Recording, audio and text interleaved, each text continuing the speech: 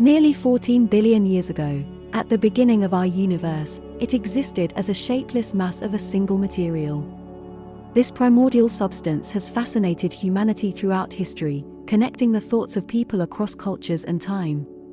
Today, the European Organization for Nuclear Research, commonly known as CERN, is at the forefront of researching the properties of this substance, with tens of thousands of experts from around the world collaborating on this ongoing effort. Recent experiments conducted by CERN have shown that the fundamental properties of this material are in line with what people have imagined since the dawn of civilization. Around 12,000 years ago, the constructors of Gobekli Tepe also depicted the primordial substance, ascribing fundamental properties to it, which were similar to CERN's results. Their descriptions were accepted and reproposed by subsequent generations. The most influential cultures, such as Egypt, Babylon, Hinduism, Judaism, Christianity, and Islam, have a consensus on this subject. This video provides a brief overview of CERN's results, comparing them with related literature and art from the ancient Middle East, as well as the popular art of the people of Gobekli Tepe. Moreover, the images used in the story of the primordial substance found in their art are popular motifs today, unifying the core of human thought. Let's honor the people of Gobekli Tepe, subsequent generations, and CERN.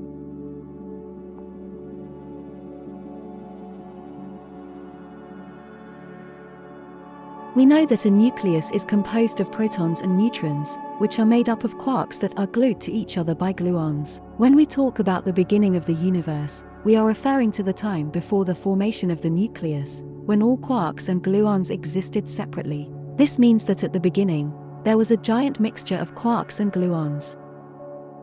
Scientists have long debated whether this mixture was in the form of a gas cloud or a liquid ocean. In the 20th century, scientists were certain that it was a giant cloud of gas plasma, and they called it Quark-Gluon Plasma, or QGP for short. CERN was designed to explore QGP by colliding nuclei and separating quarks and gluons to form an infinitesimal amount of QGP for an infinitesimal amount of time.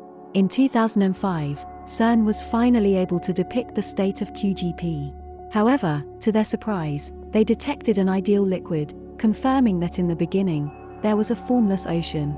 CERN then prepared more advanced collisions, resulting in more extensive data, which they released in 2015. The properties of QGP were found to be similar to known liquids, but the powerful supercomputer simulations used to analyze CERN's data unveiled the twisting, whirlpool, and vortical structure of the primordial ocean. Further analysis revealed that QGP's swirling speed is more than any other recorded spinning fluid. In 2021, a group of experts from England, Spain, and Russia attested that QGP flows like water. We are aware of the differences between modern scientific methods and ancient wisdom discourse. However, we can compare the ancient and modern statements that are released publicly to expand human thought. Up to this point, CERN has depicted the primordial substance as an energetic ocean flowing like water with ultra-swirling streams, which is reminiscent of similar descriptions from ancient Middle Eastern texts.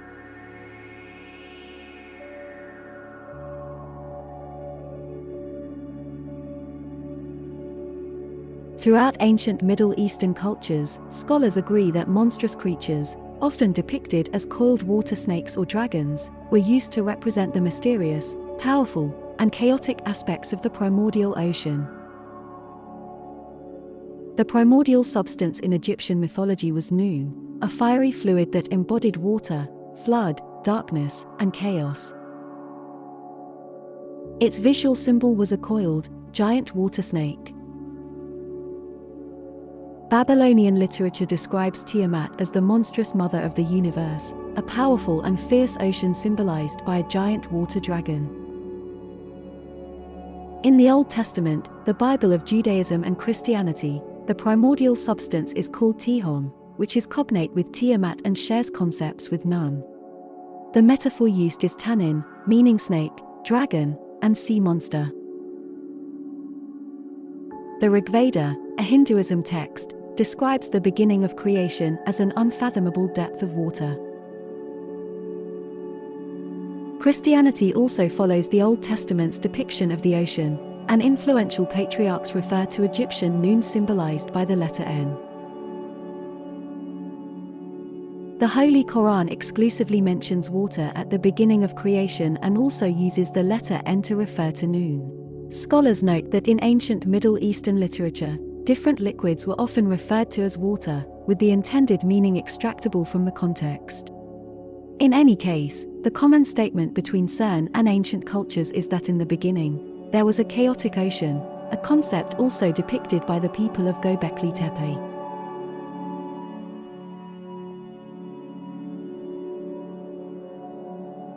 Archaeologists discovered numerous vessels adorned with familiar symbols in the vicinity of Gobekli Tepe, suggesting a shared symbolism among the people who made them. The zigzag motif, which is widely popular today, was the central decoration of these vessels.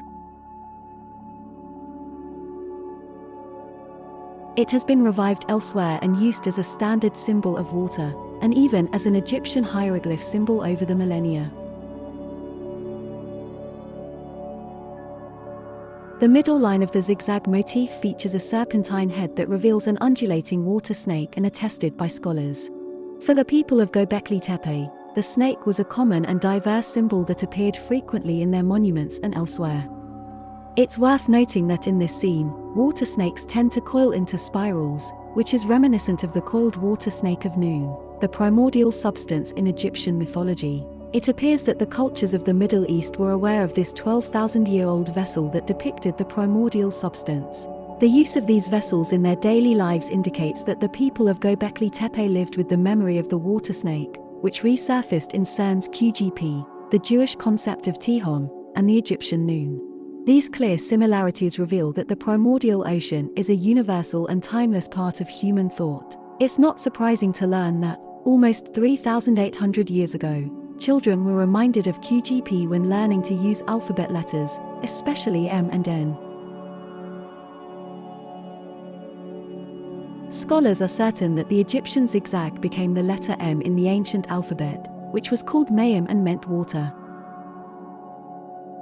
Over time, the scribes simplified the letter into its present form.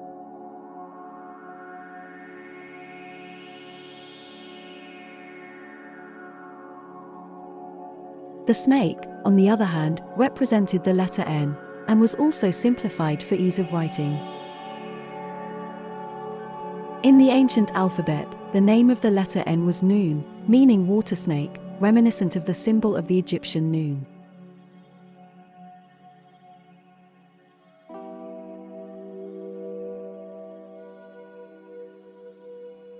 Ultimately, the letter N is the archaic symbol of the QGP ocean.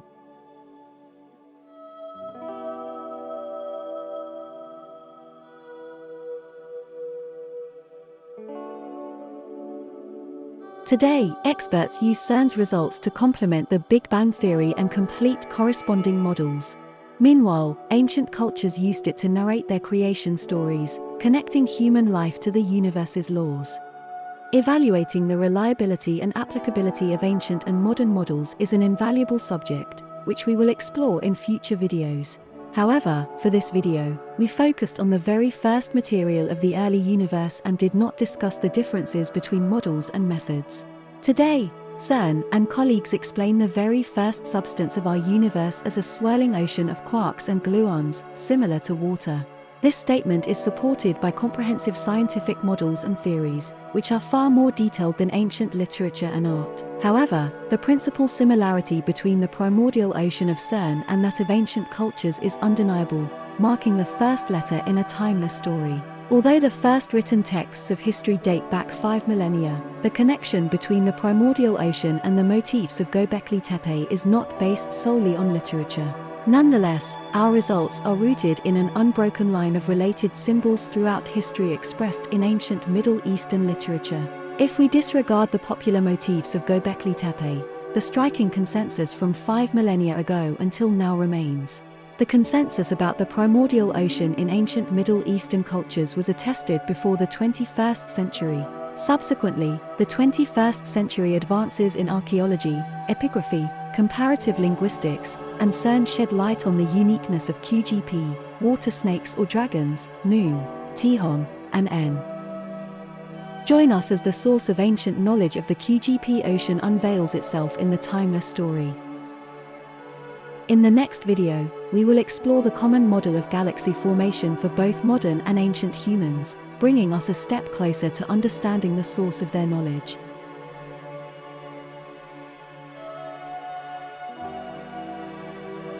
Comprehensive details are published in our book.